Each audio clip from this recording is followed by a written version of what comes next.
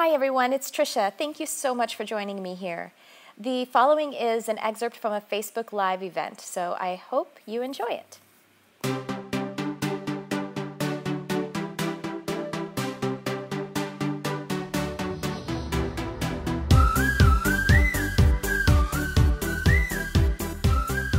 So let me read you her question. She says, "Hey Tricia, why are some animals afraid of spirits when they are perfectly fine, very happy with people?"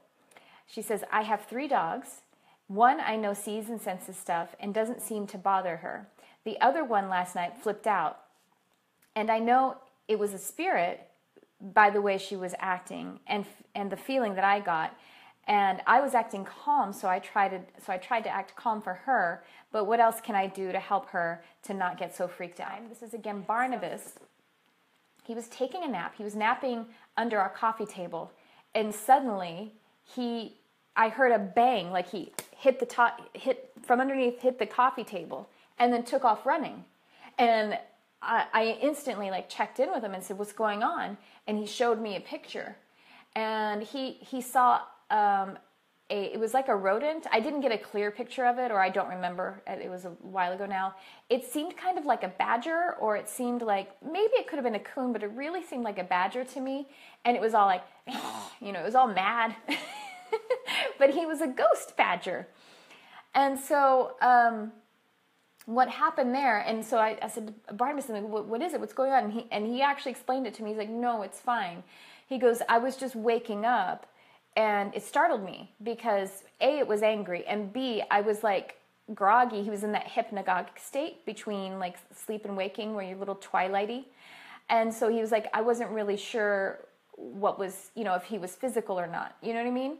So he was just kind of dazed and confused.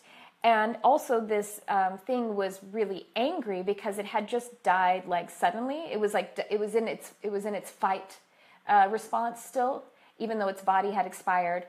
It was instantly after that death. So he was fighting, oh, I'm dead. Oh, here I am.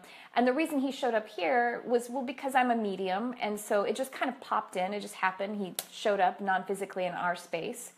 And I have animals show up who want to cross over here. And so Barnabas, so Barnabas was instantly okay. And I was also, "Are you okay? Did you hit your head?"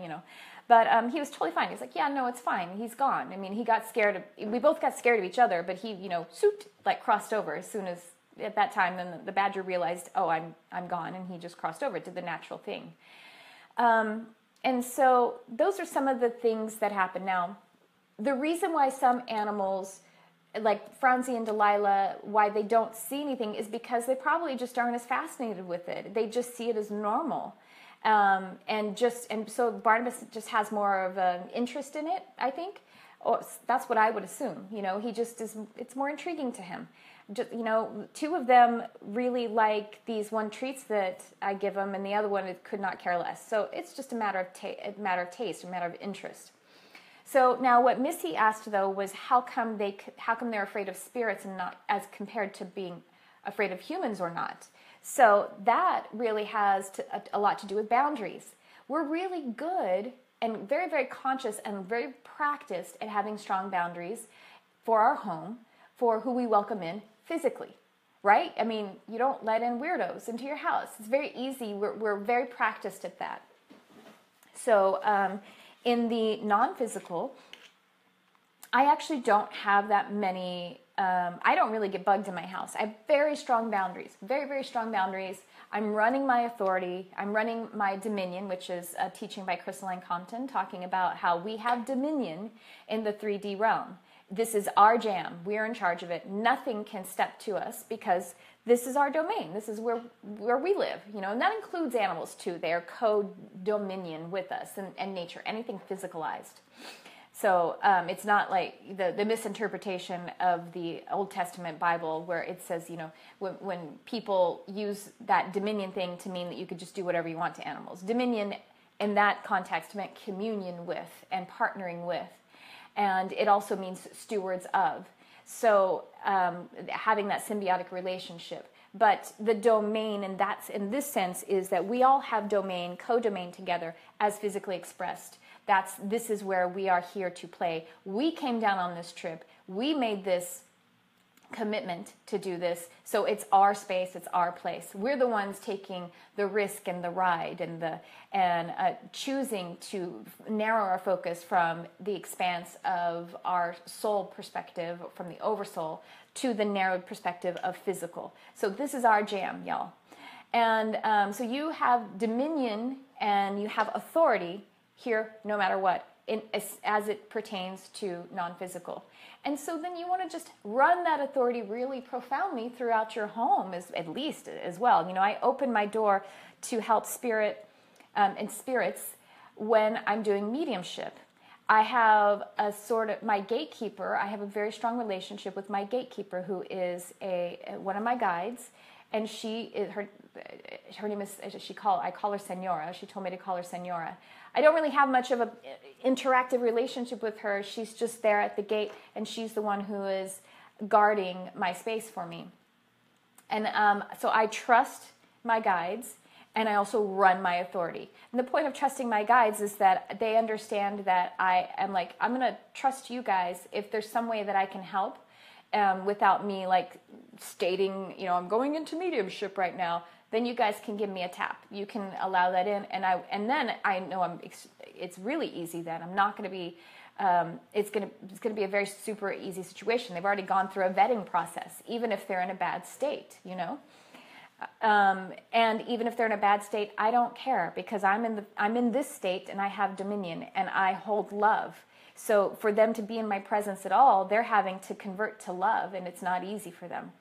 So my caveat, so I don't have that activity in my home that much unless it's really highly positive energy, because that is something that is welcome. But I also ask for that, the positive energy, like fairies or something. Don't come knocking on my door while I'm sleeping. Don't, please. I don't welcome that. I need to sleep. I don't need to have you know, cool stuff happening while I'm trying to sleep. There's plenty of waking hours for cool stuff to happen. You know, and there's no point in cool stuff just happening.